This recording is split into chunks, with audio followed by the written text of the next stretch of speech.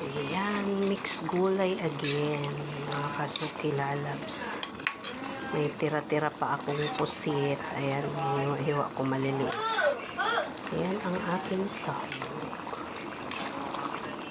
Lagyan ko lang siya ng oyster sauce. Siyempre, panumpla. Ayan. Ulam na. Hanggang gabi na itong ulam pag may natira.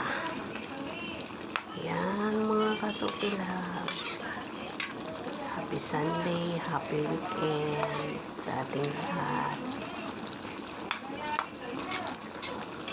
Mga blessings palagi sa ating lahat.